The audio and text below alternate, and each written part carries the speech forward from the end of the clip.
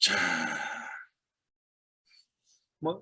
앞에 내용과 좀 비슷한 건데, 조금 연관시켜서 이야기를 좀 더 할게. 여기에 보면은, 베이스밴드 시그널인데, 베이스밴드 펄스잖아요. 펄스인데, 노이지, 이 잡음이 들어가 있는 펄스잖아요.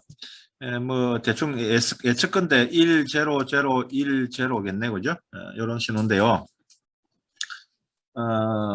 나중에 이야기하겠지만, 양극성 펄스죠. 양극성 펄스인데, 양극성 펄스. 이고요. 그러니까 그렇게 생겨 먹었는데 실제 이런 모양으로 사실은 선로상에서 좀 돌아다니고 있죠. 돌아다니고 있는데 이 부분에서 이제 이 어떤 값 이상의 어떤 값이 있으면 이제 일로 이제 복원시키는 것이죠. 그래서 나중에 이제 이 이놈은 이제 결국은 이제 1 0 0 0 1 0 뭐 이런 형태의 복원이 되겠죠. 이렇게 복원이 되겠는데 이건 이렇게 복원이 되겠죠. 자, 기저대역 신호는 아까 좀 이미 이야기했던 건데 좀 정리를 좀 하려고 지금 적어놓은 것 같은데 기저대역 신호의 반대 개념이 이제 아까 대역 통과 신호고요. 음성 신호나 영상 신호 같은 아날로그 신호를 PCM과 같은 과정을 거쳐서 비트 열로 변환하고 그 비트 열을 전송로에 적합한 펄스 파형 또는 펄스 열로 변환시킨 디지털 신호를 기저대역 신호라고 하고 그 기저대역 신호를 우리가 간단하게 뭐라고 얘기하냐면 심볼이다 이렇게 이야기를 한다 이야기를 했습니다. 심볼. 지금 이게 신호는 이제 심볼이죠. 사실은 심볼이고 심볼이라는 말은 결국 기저대역 신호라는 말하고 같이 쓰이는 말인데 기저대역 신호라는 말보다는 사실은 실제 통신에서는 심볼이라는 말을 더 많이 쓰고 있습니다. 심볼. 개념은 같은 개념이다. 이렇게 정리를 해 놓을게요. 자, 그와 같은 심볼들을 전송선상에 변조는 이제 안 합니다. 그죠? 변조 안 하고 요런 심볼상 요런 심볼을 바로 전송로에 기저대역 신호를 바로 변조 과정이 없이 바로 전송로에 내보내는 것을 기저대역 전송이라고 그러죠. 베이스밴드 전송이라고 그러죠. 베이스밴드 전송, 베이스밴드 트랜스미션이라고 그럽니다. 베이스밴드 전송이라고 그러고 변조 과정을 거치면 이제 대역 통과가 되는데 변조 과정을 거칩니다. 변조 과정을 거쳐서 이거를 이제 SK나 PSK나 뭐 진폭이나 FSK나 뭐 PSK나 뭐 이런 것들을 거쳐서 변조 과정을 거쳐서 전송하는 것을 대역 통과 전송이라고 하죠. 그러니까 이 모뎀이 통과 전에는 기저대역 신호가 들어와서 기저대역 전송이 되고요. 모뎀 통과 후에는 이제 대역 통과 전송이 되겠죠. 그 같은 신호가 될 겁니다. 오늘 앞부분에서도 아마 그렇게 되어 있을 텐데요.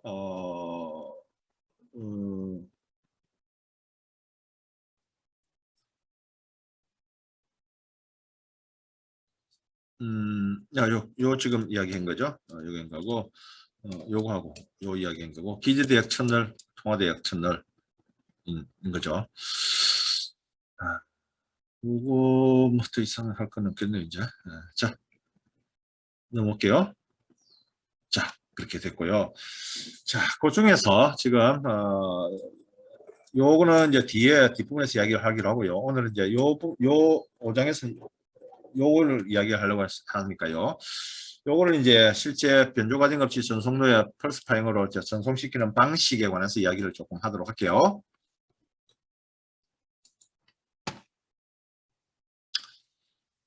자, 베이스밴드 전송의 특징에 관해서 이야기 정리를 해놨네요.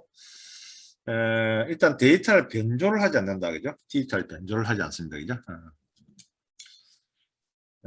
그 다음에 디지털 신호를 그대로 전송하는데 사실은 여기 디지털 신호라는 것은 심볼을 이야기하죠. 즉 다른 말로 하면 이제 펄스이죠. 펄스. 주로 이제 단일 채널에 쓰고요. 단일 채널에 쓰고 양방향 데이터 전송이 가능합니다. 일반적으로 이제 가격하고 비용이 저렴하고요. 그다음에 가장 많이 쓰는 곳이 이제 랜이고 컴퓨터 자신도 컴퓨터와 단말 장치 간에 베이스밴드 전송을 하고 있습니다.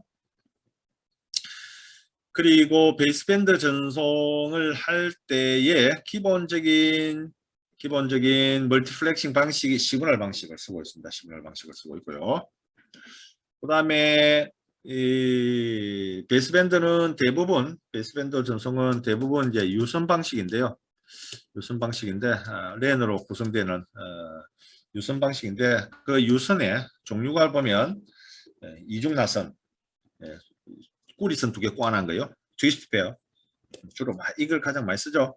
그 다음에 동축, 그 다음에 광통신, 광케이블 뭐 이렇게 쓰는데요. 지금은 이쪽에서부터 이쪽으로 점점 이제 거의 다 바뀌어가고 있죠. 바뀌어가 있고 거의 많이 바뀌었죠. 그다음에 뭐 트위스트 페어 중에서도 뭐 UTP라고 돼 있는 그 일반적으로 통신에 많이 쓰는 UTP 케이블도 많이 쓰고 있죠. 일반적으로 가정에서도 많이 쓰고 있죠. UTP, STP도 많이 쓰고 UTP도 많이 쓰고 있죠. 그렇게 쓰고 있고요. 전송 거리가 이제 1, 2km 내에 이제 주로 많이 쓰고 있고요.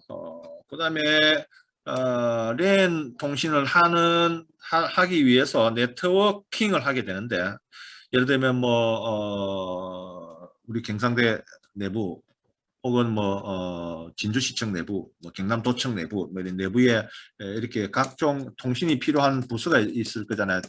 이것들은 이제 네트워킹을 하는데 네트워킹하는 방법에 따라서 버스형, 스타형, 링형, 메시형, 트리형 뭐 등등의 여러 가지 형태로 쓰이고 이 형 중에서 주로 뭐를 어떻게 할 건가에 따라서는 어떻게 이 버스트 플라지를 적용할 것인가.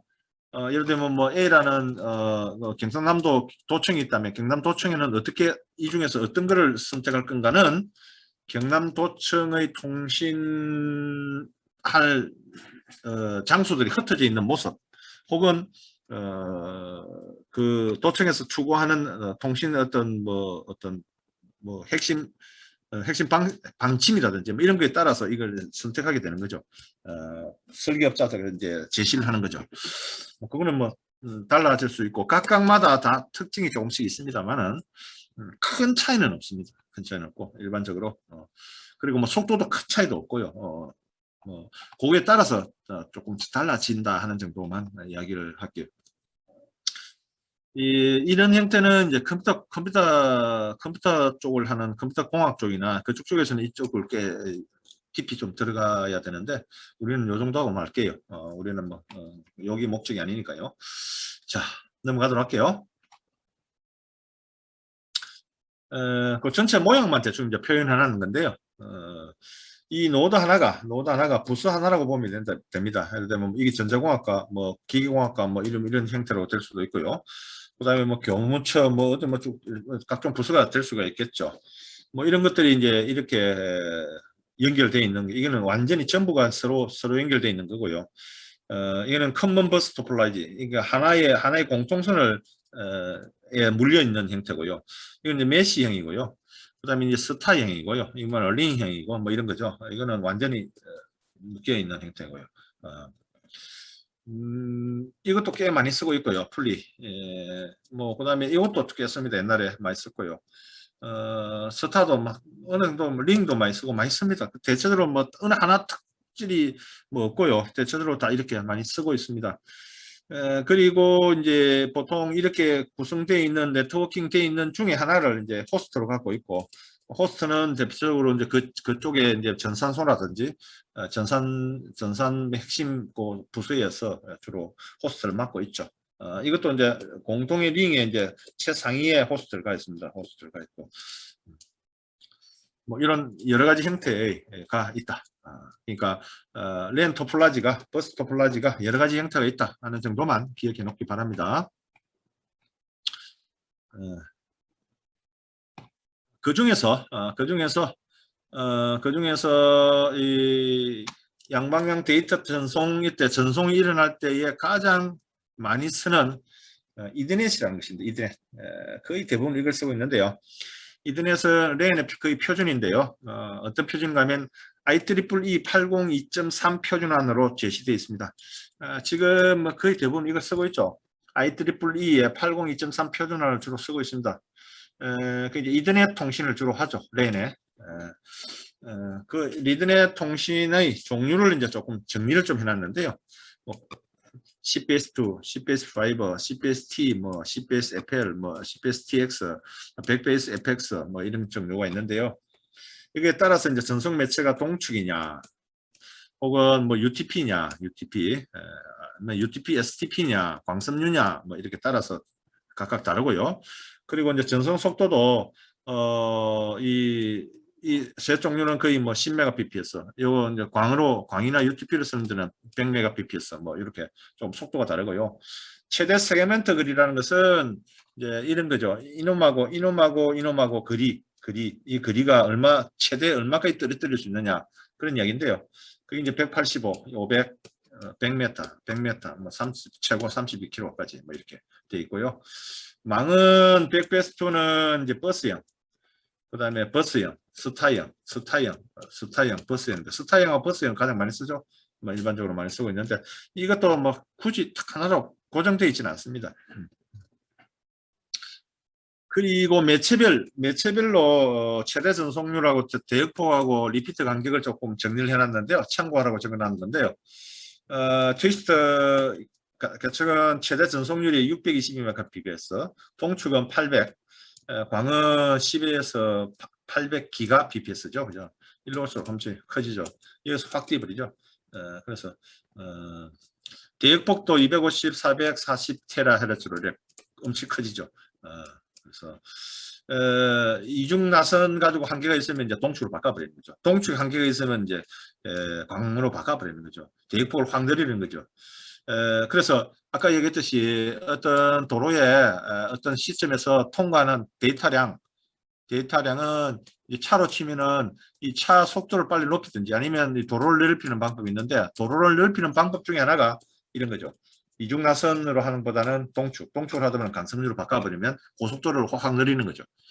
그와 같은 개념이죠. 리피트는 아까 얘기했듯이 하나와 하나의 그 간격인데요.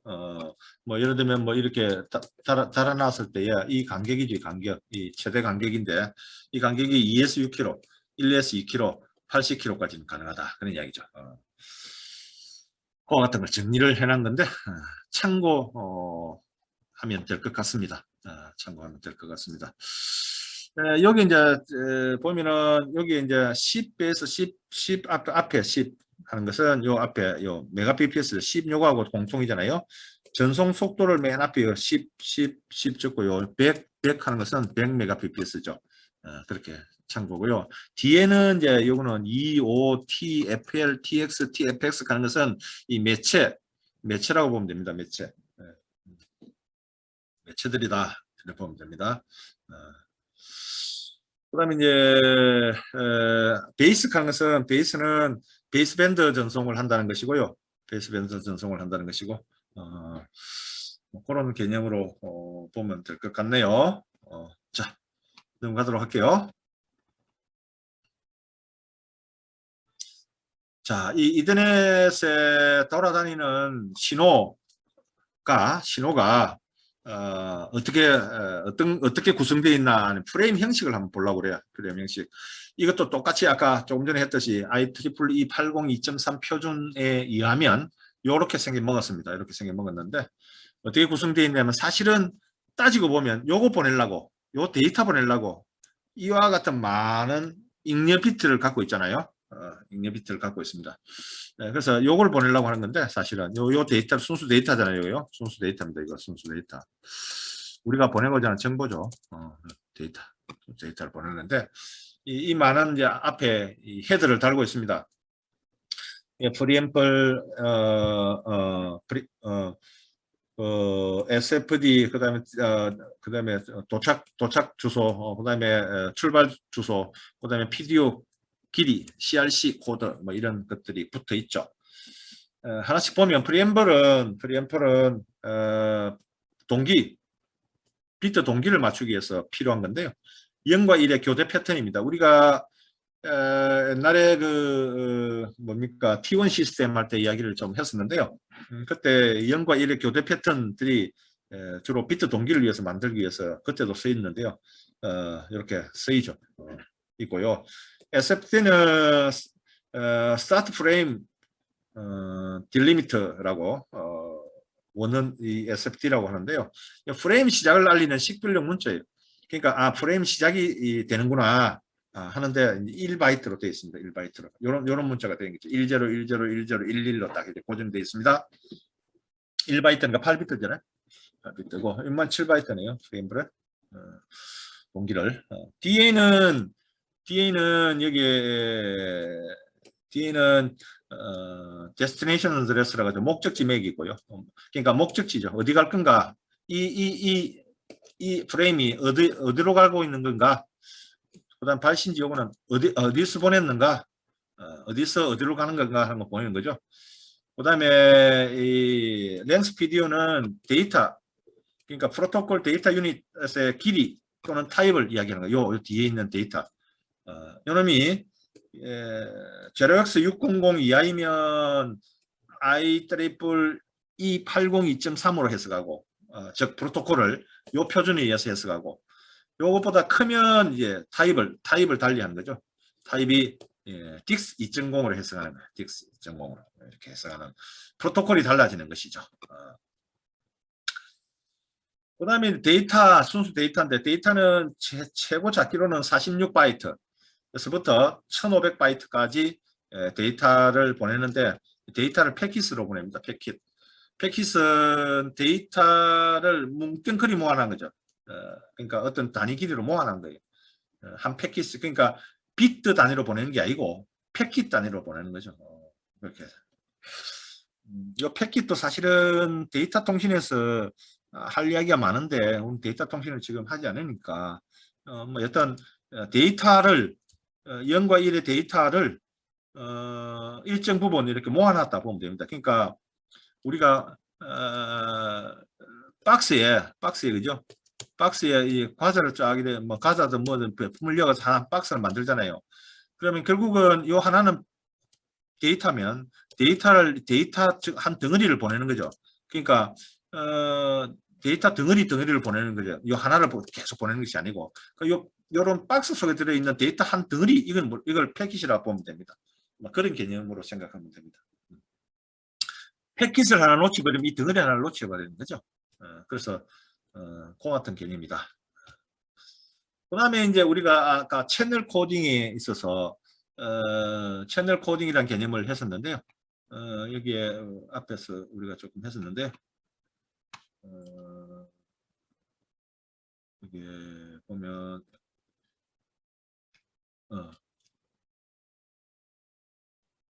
이게 페리티 비트와 같은 입력 비트를 추구하는 과정인데요. 이 페리티 비트 아까 내가 CRC도 있고 뭐 컨볼루션 코드도 있고 저쪽 했는데 여기 이제 CRC 코드를 쓴 경우죠. 채널 부호에서 쓴 경우가 여기에 IEEE의 표준 안에 프레임에 이 마지막에 들어있습니다. 이건 4바이트로 되어 있네요. 4바이트로. CRC는 이렇게 원어가 이런 건데요. 사이클릭 리던던시 체크라고 우리말로 하면 순환 중복 검사라고 하는데요. 뭐 그렇게 어렵진 않은데요. 이거를 뭐 우리는 굳이 이제 안 하고 있는데 요것도 뭐 데이터 통신에서 나오는 것들이 요것도 그렇고 패킷도 그렇고 개념들이 어떤 여기는 이제 CRC30이라는 그렇습니다. CRC16도 있고 30도 있고 CRC64도 있고 그렇습니다. 어쨌든 여기는 CRC32를 채용하고 있네요.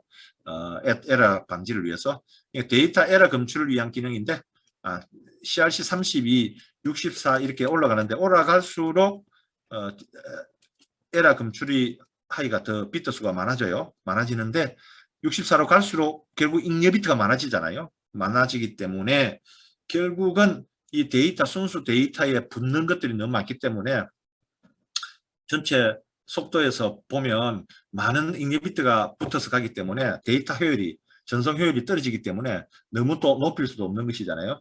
그래서 32로 채택돼 있다. 뭐 이 정도로 정리를 해 놓을게요. 자, 또 이더넷 프레임 형식에 관해서 이야기를 조금 알아봤고요. 그러면 요거 보면 제일 46일 때는 어찌 되냐면 46일 때를 보면은 요거 다 합치면 7바이트 7바이트 1바이트 6바이트 6바이트 2바이트 플러스 46바이트 플러스 4바이트 하면 72바이트가 되거든요.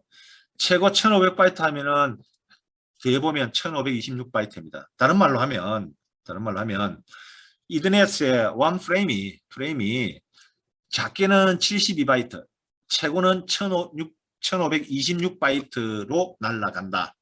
뭐 이렇게 정리가 되겠네요. 그거 참고를 하기 바랍니다. 자, 그좀 하고 지나가도록 할게요.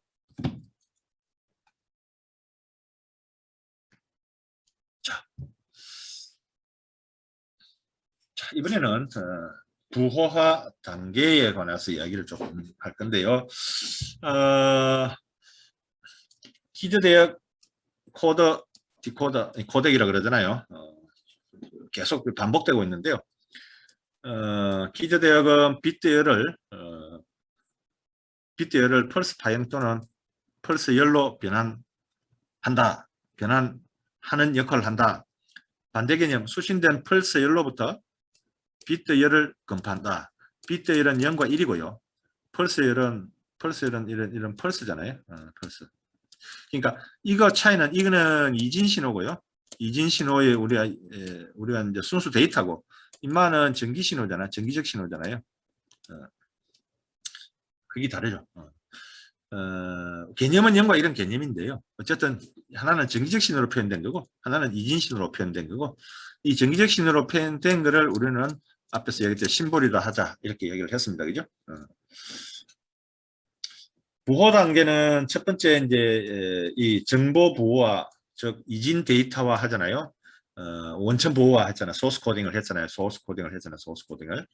두 번째는 이제 채널 코딩에 이제 에러 제어 부호화, 이제 입력 비트를 갖다 넣어서 에러 방지를 하기 위해서 부호화했습니다. 그죠? 세 번째는 이제 조금 전에 봤듯이 이와 같은 코드가 만들어졌단 말이야. 예를 들면 뭐 1010 잘 되겠죠. 뭐 이런 게 만들어졌으면 결국은 이것들은 이제 이진 신호잖아요. 이진 신호. 즉 1 아니면 0 아니면 1이 반복되는 이진 신호거든요. 이것을 보내려고 하면 결국 전기 신호로 바꾸잖아요. 전기 신호로 바꿔야 되는데, 전기 신호로 바꾸는 것이 이제 펄스로 바꾸는 과정이잖아요. 펄스로 바꾸는 과정이 이제 슬로 보아 라인 코딩이라고 그러는데, 라인 코딩이는 전송료에 적합한 펄스 파형 또는 펄스 열로 변환하는 과정이죠. 라인 코딩을 누가 하느냐? 이 코덱이 하는 거죠. 코드가 하는 거죠. 그런 개념이다 이렇게. 부호화 단계는 정보 부호화, 채널 부호화, 슬로 부호화 이렇게 세 과정을 거쳐서 부호화하게 된다. 그렇게 정리를 해놓고 있으면 되겠네요.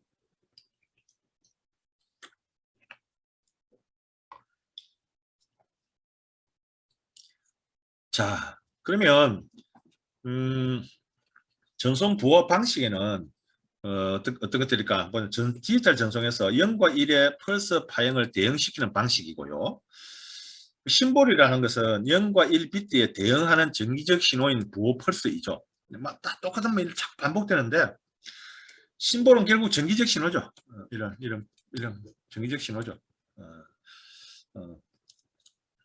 펄스 파형으로 만들어진 신호죠.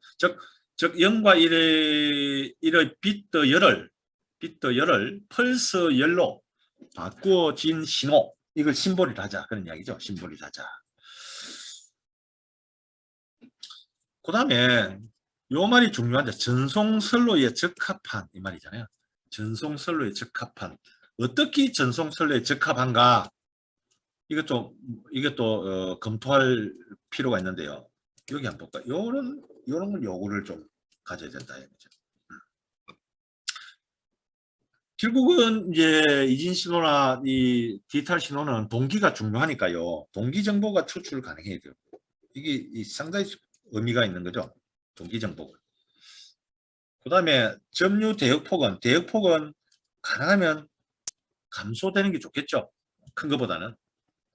그 다음에 오류가 검출하고 교정이 가능해야 되겠죠. 이 세 개는 기본이죠. 기본이고, 직류 성분 감소하는 게 나오는데요. 이게 조금 이제 뜬금없이 나오잖아요.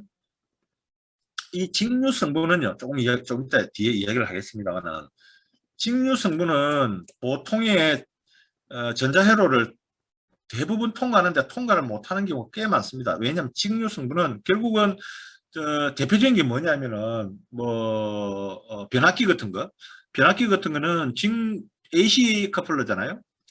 그러니까 AC 베이스로 동작하는 유닛이기 때문에 직류가 통과하지 못하죠. 콘덴사 뭐 그런 것도 일정 부분 또 그런 것도 있잖아요. 그러니까 그런 것으로 구성된 전자회로, 전기전자회로는 일정 부분 직류 성분이 통과가 안 돼요. 그리고 난 뒤에 통과 안 된다는 것은 결국 직류 성분이 사라지는 거죠. 즉 무슨 말인가 하면, 왜 이런 말을 하려면, 펄스 속에 우리가 어떤 정보를 가지고 펄스를 만들었단 말이에요. 이 펄스를 만들었는데 이 펄스에 직류 성분이 들어있다라고 하면, 이 펄스는 어떤 부호를 했는데 펄스로 만들어 놨는데 이 심볼이, 그 심볼 속에 직류 성분이 많이 들어있다 이러면 이게 멀리 못 가서 어떻게 되겠어요? 감소되거나 사라져 버린다. 즉 전기전자를 계속 통과 못 한다 이죠. 그래서 가능하면 결론적으로는 직류 성분이 거의 없도록 감소시키도록 조치를 해야 되겠다 하는 필요가 생긴다. 그죠? 이 직류 성분이 없는 그런 코드를 만들려고, 그런 심볼을 만들려고 노력을 하죠. 이 직류 성분이 많이 들어있는 심볼들은 사실은 통신할 때 사실은 분리하거나 거의 못 쓰죠. 사실 직류 성분이 감소되는 형태의 그런 심볼들을 만들 필요가 있죠. 그래서 이 네 개가 전송로 선로의 부호 형식의 요구 조건입니다. 이 네 개가 다 어디 하나 부족한 더 중요하다 안 중요하다 할 수 없을 정도로 다 되죠. 또 이 대역폭은 기본적으로 뭐 되었다 보고요. 또 오류 검출도 기본적으로 뭐 이야기를 하는데요. 이 대역폭은 뭐 주어진 대역폭을 이미 A라는 그 변조 부호 방식에서는 이미 이걸 뭐 이미 점유 대역폭을 알고 들어왔기 때문에 뭐 이거는 따지지 않더라도 어떤 펄스 코드가 어떤 코드가 주어지면 그 코드에 이런 부분, 동기정보 추출 가능한지, 진유 성분이 얼마나 들어있는지, 오류 정보 감출 교정이 가능한지, 이런 것들은 기본적으로 따져봐야 할 문제죠. 이 문제는 어떤 코드든 간에 한번 따져봐야 할 그런 문제이다. 그래 볼 수 있습니다. 넘어가도록 할게요. 자, 우선 기본적인 개념으로, 이건 1학기 때도 이야기를 좀 한 것 같은데요. 조금 상기시키면서 이야기를 좀 할게요. 단극 부호가 있고요. 양극 부호가 있는데요. 단극 부호는 결론적으로 이야기하면은 우선 크게 결론부터 우선 이야기할게요. 단극 부호는 실제 통신에 쓸 수 있느냐? 거의 못 쓴다 보면 됩니다. 아주 단거리 전송에는 가능할지 모르겠습니다. 그런데 거의 막 안 쓴다 보면 됩니다. 이거는 잡음 성능도 안 좋고요. 동기도 안 좋고요. 식류 성분도 엄청 많아서 거의 아까 이야기했던 좀 제일 장점이 회로 구성이 좀 간단하다는 건데요. 간단하나마나 실제 통신으로서 별 의미가 없기 때문에 사실은 개념적으로 단극이고 거의 뭐 안 쓴다 보면 되고, 대부분은 이 양극을 주로 쓴다 이렇게 보면 됩니다. 양극을. 그러면 단극, 양극, 이건 단극이고요. 이게 양극인데요. 일반적으로 이제 1제로를 이런 이제 플러스 볼트, 제로 볼트 이렇게 쓰고 있고요. 그럼 플러스 볼트, 이거는 마이너스 볼트 이렇게 쓰고 있는데요. 우리가 보통 제로 볼트에서 5볼트 사이, 뭐 혹은 이렇게 제로 볼트의 하이는 5볼트 이렇게 하나 이렇게 단극으로 쓴 것은 우리가 이제 1학기 때 실험했던 2학년 때 실험했던 TTL IC들을 가지고 주로 했잖아요. 그죠? TTL IC 정도, 실험 정도야 이제 이렇게 단극 펄스 신호를 주로 쓰고 있는데, 그 외에는 통신에서는 거의 잘 안 쓴다고 보면 됩니다. 이제 10, 111 이런 것들이 이제 이런 형태로 표가 되는데요. 이 플러스 볼테지는 뭐 여러 가지 형태가 있는데 누차 얘기했지만 5V도 있고요. 그 다음에 뭐 7.5V도 있고요. 12.5V도 있고요. 25.7V도 있고 뭐 등등 여러 볼트가 있습니다. 이렇게 밑으로 갈수록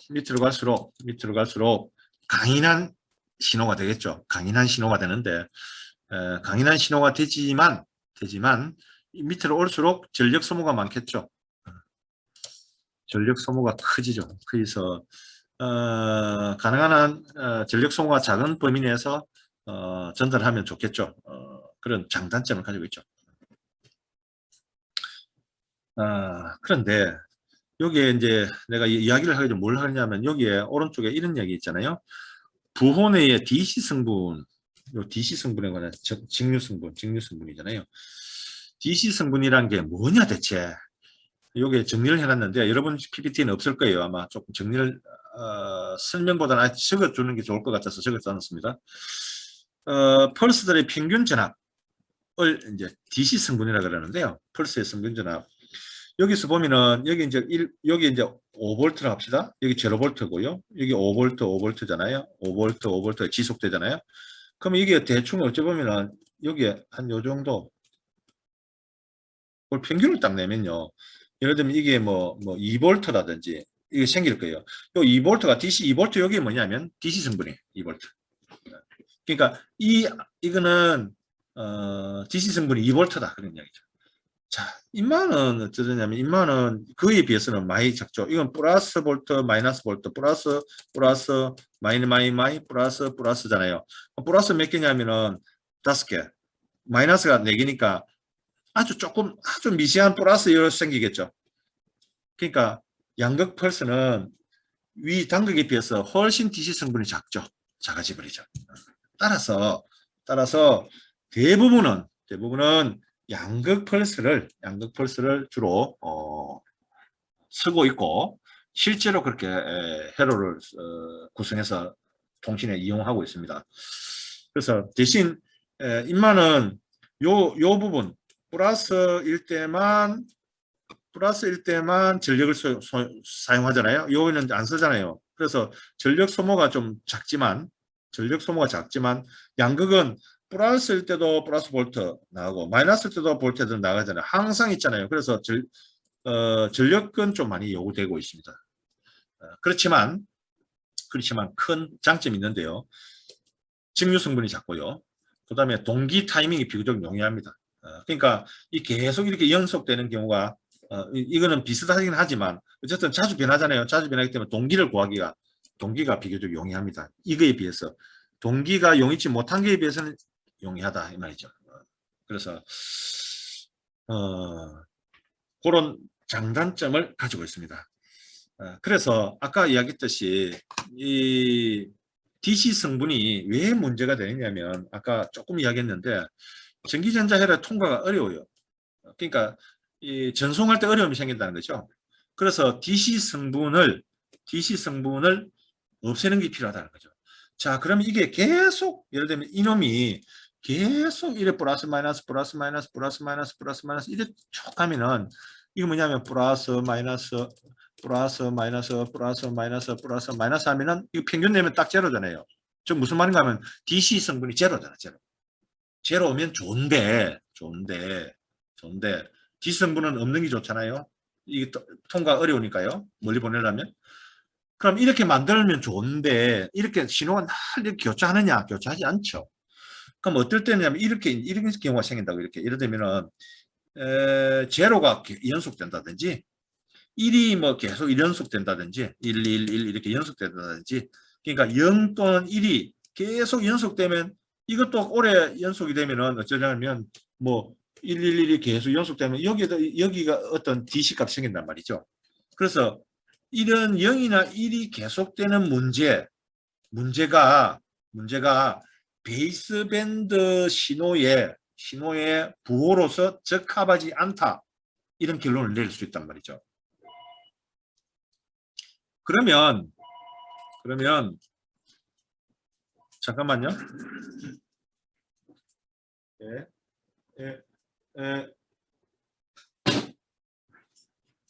자, 그러면 0이나 1이 계속 이렇게 되는 나타나지 않도록 부호화해야 되지 않을까요? 그런 결론이 나오잖아요. 그런데 부호가 0이나 1이 계속되어서 이렇게 0이나 1이 계속되면 안 된다 이런 이야기죠. 그러면 이게 안 되도록 뭘 조치를 취할 것이다 그런 이야기죠. 그럼 0이나 1이 계속되는 현상 이걸 뭐라고 하느냐? 여기에 빨갛게 해놨네요. 직류표류라 그래요. 직류표류. 직류 성분이 직류가 표류하는 거죠. 계속 나타나는 거죠. 그러면 문제가 뭐냐면 결국은 요약하면 이렇네요. DC 성분이 존재하면 안 좋을 것 같다. DC 성분이. 두 번째는 DC 성분이 존재하지 않도록 코드화했는데 0과 1이 계속되면 이것도 생기니까 그 직류표류 DC 드리프트도 나타나면 문제가 생기겠다 이런 얘기죠. 이 두 문제는 베이스밴드 전송에 필요한 심볼로서 적합하지 않다. 이거에 대한 대책이 필요하다. 뭐 이런 결론을 낼 수 있겠네요.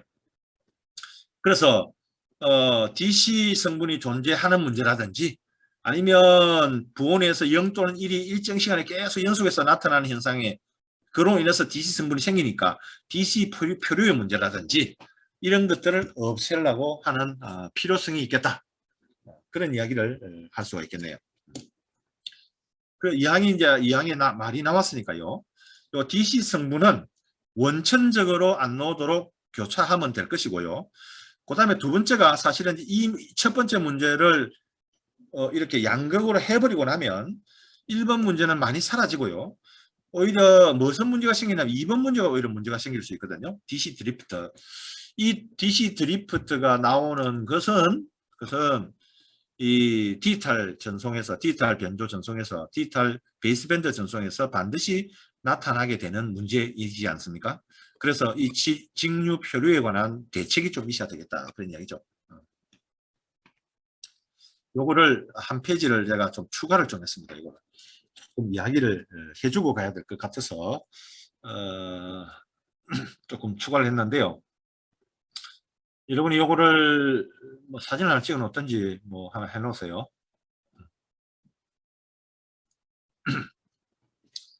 요걸 하나 볼게요. 예를 들면 이렇게 이제 가정을 해 봅시다.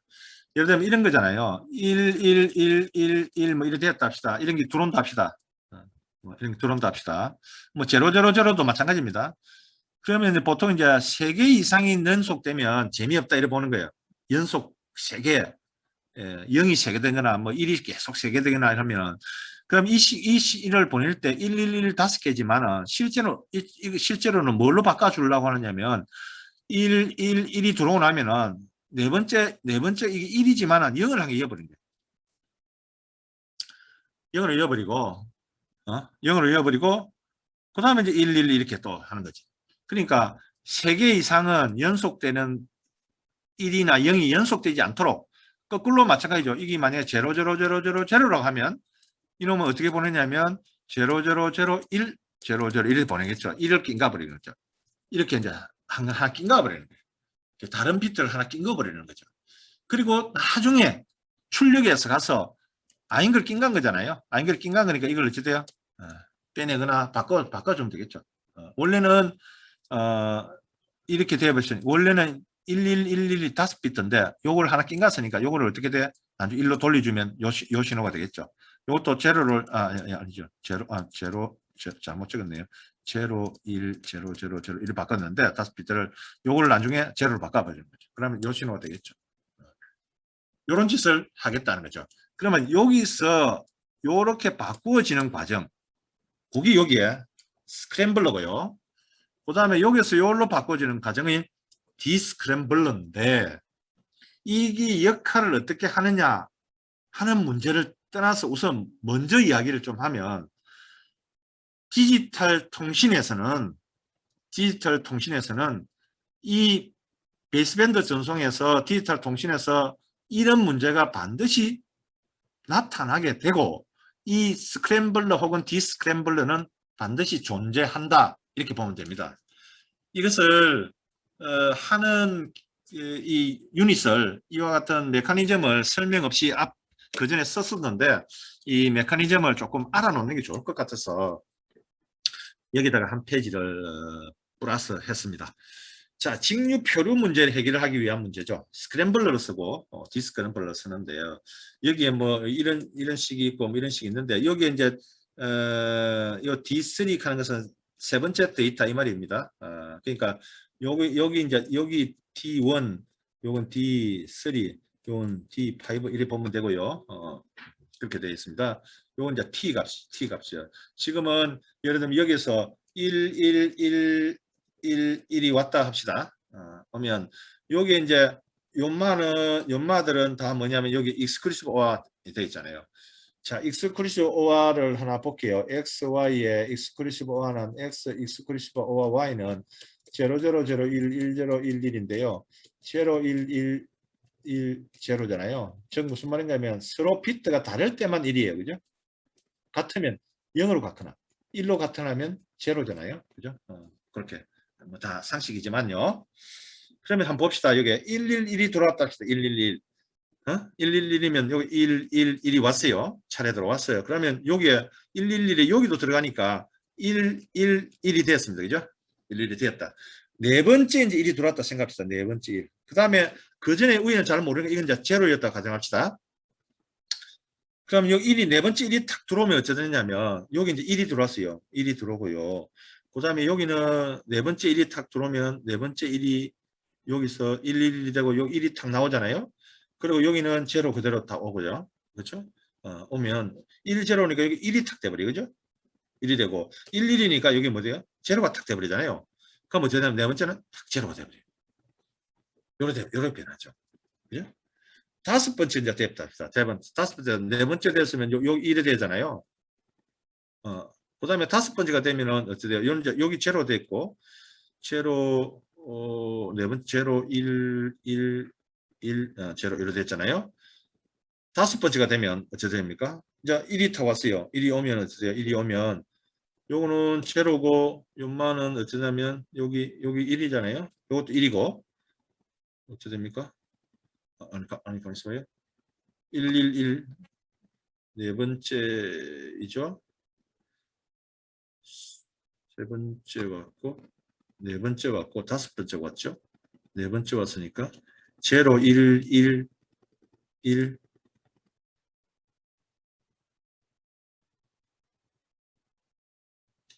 맞나요? 잠깐만요. 조금 치워봅시다.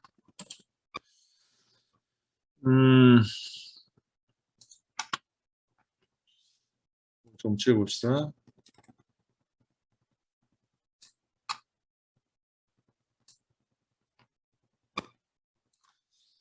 자, 이렇게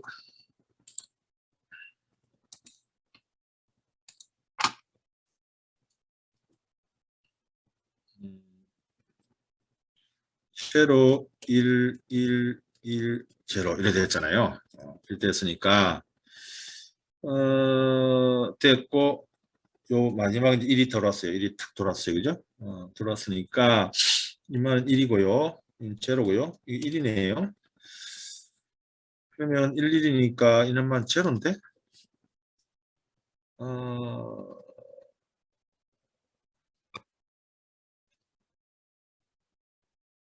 이번 제로를 제로로 바꾸었네.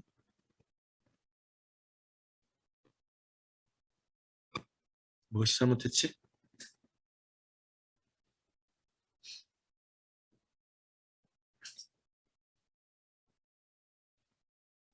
1,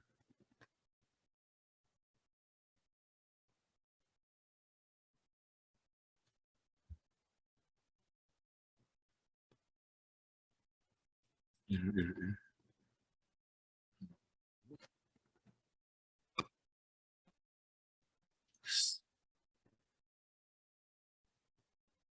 자, 얘들아. 예. 이거를 지금 이게 요거 마지막 게 좀 헷갈리네. 요거는 막 바꾼 것 같은데 이게 뭘 내가 잘못 생각하고 있노? 제로 1, 1, 일이 네 번째 왔을 때 일을 바꿨단 말이지. 그러면은 제로 1이 되고 맞는데 제로 되고 그런데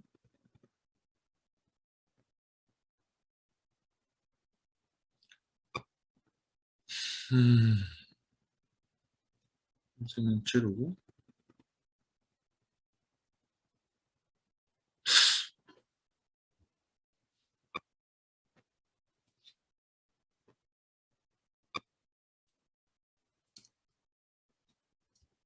무엇이 잘못됐지?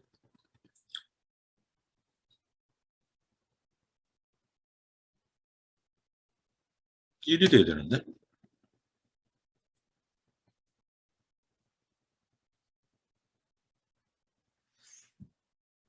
자, 얘들아, 요거 내가 한번 챙겨볼게. 지금 예. 여튼 이 요 1이 들어와도 이게 이제 다시 원원을 복직해야 되는데 계속 1이 되는 것 같아. 이거 한번 챙겨볼게 내가. 하니까 더 안 되네. 이 제로, 요 제로까지는 확실해. 그러니까 이 무슨 말인가 하면 직류 표류를 피하기 위해서 1이 연속되거나 제로가 연속되거나 이런 것을 피하기 위해서 순간적으로 제로를 1로 바꿔줍니다. 이렇게.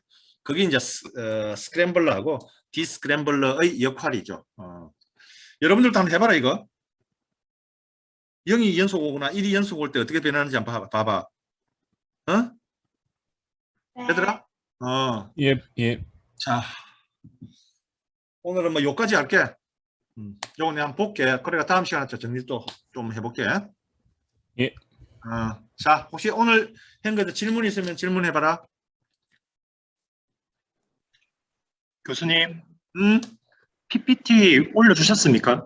올리스 킨데 안 보여서 그런데 한 번 더 해주시면 안 될까요? 뭐라고? 안 올라왔습니다. 새로 바뀐 페이지에 올라와 있던데요. 올려놨는데? 네, 올리는 확인해 게- 보겠습니다. 올려놨다. 요것만 지금 없다. 요거는 확인해 오늘- 보겠습니다. 그래. 자, 그러고 뭐고 늦게 들어오는 애가 많던데 지금 내가 쓰고 있는 그 캡처 옵션이 어떻게 되어 있냐면 수업 시간에 10분 후에서 30분 사이에 캡처하게 해놨다, 자동으로.